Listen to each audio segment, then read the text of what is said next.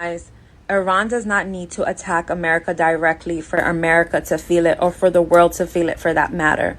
Iran's parliament today voted to close the Strait Hormuz. For reference, this is the Strait of Hormuz. It is a vital shipping channel which over 20% of the world's oil flows through daily. If Iran's Supreme Court approves of this, that means that $1 billion worth of oil shipments would be blocked every day, which would cause oil prices to soar.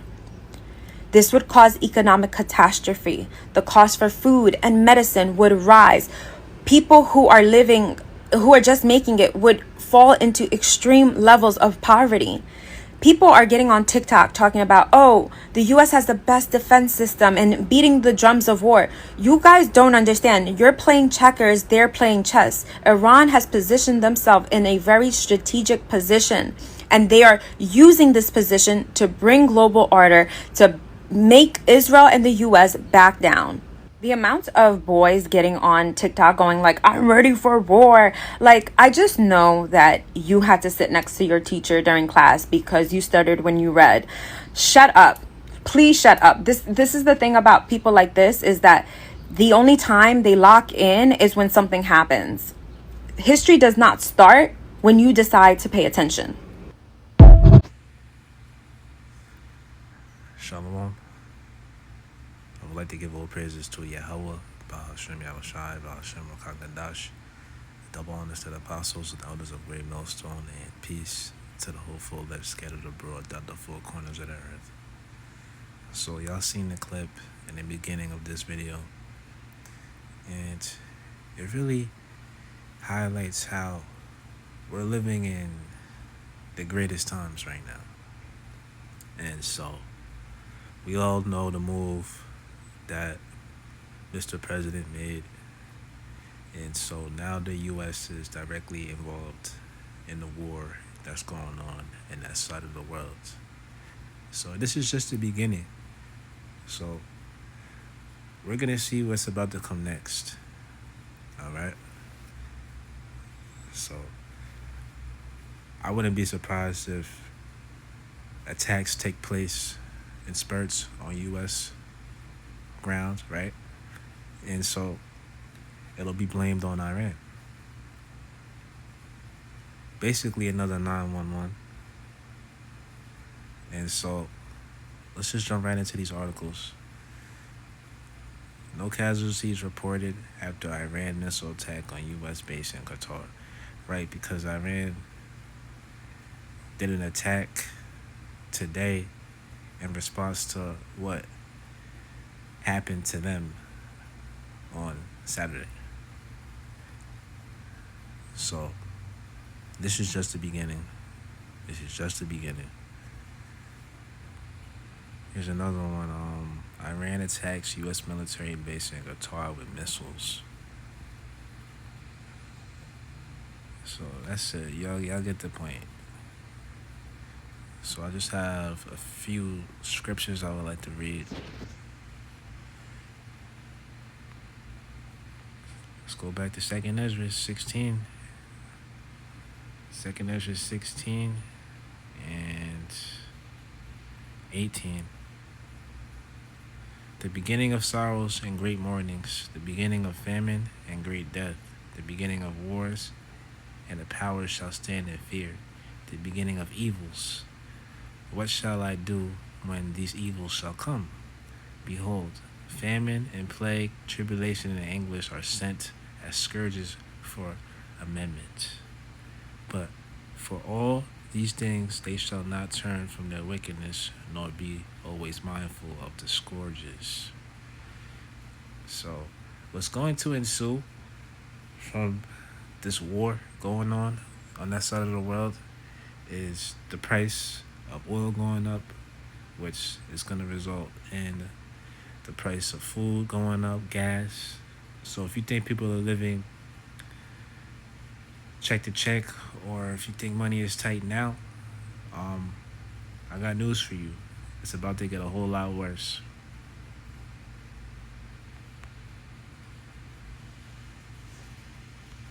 So people aren't even going to be able to eat.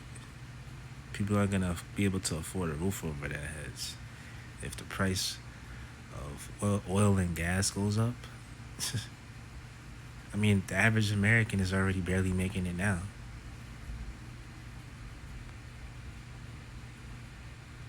This is Matthew 24:6. And ye shall hear of wars and rumors of wars. See that ye be not troubled, for all these things must come to pass, but the end is not yet. So, this is exactly what's going on. We're living in the last days. We're seeing and hearing of these wars and rumors of wars, right? But the end hasn't come, right? Because the end is going to come when them ICBMs drop, when the nukes drop. That's when the end is going to come to Babylon the Great. You see, a lot of people are high-minded and think that, America can't be invaded. It can't be transgressed against, right? But the scriptures say, let the weak say I am strong. So what did that guy do in office? He went after Iran's nuclear site, right? To try to dismantle and disarm them from nuclear weapons. But they're not the only ones with those capabilities. They're not the only ones with that arsenal. You have other countries that have weapons of mass destruction. And so that's going to be when the end comes. When that button gets pressed for them nukes to be sent, them arrows to be sent to Babylon the Great, that's going to be the end. So all these wars and rumors of wars just lets us know we're living in end times, and these last few prophecies, they're really not far off. I mean, they're really not. Continuing verse 7, for nation shall rise against nation and kingdom against kingdom, and there shall be famines and pestilences and earthquakes in diverse places. So you heard the woman say how food prices is going to rise. Pestilences, right? Also, it's going to take place, right?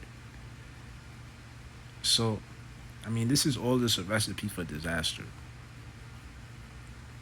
I mean, the times that we're living in,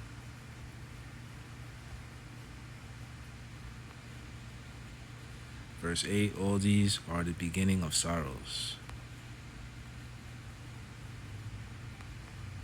All right, next scripture, and the last scripture.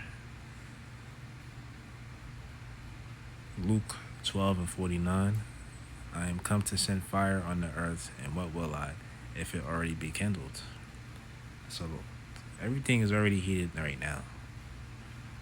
And Yahweh Shai, who the world calls Christ, he's going to be the one who also sends fire when he makes his return. But it's like,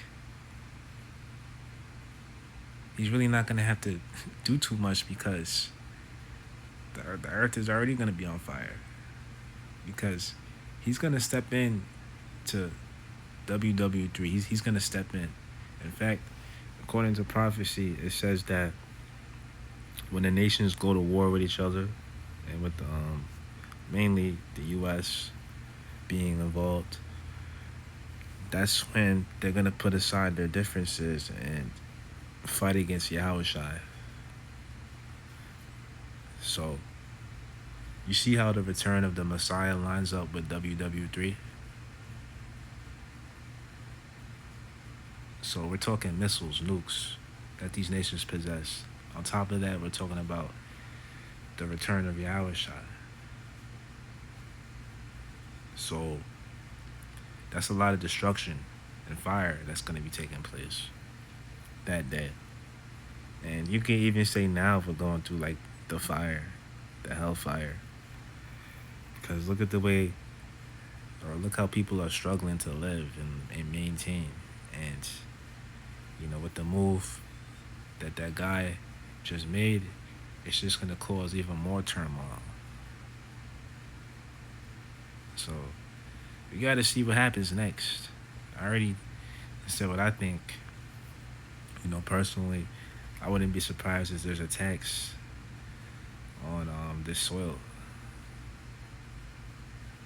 Random attacks in spurts, or if not a major event. One where everybody just stops what they're doing and just pays attention.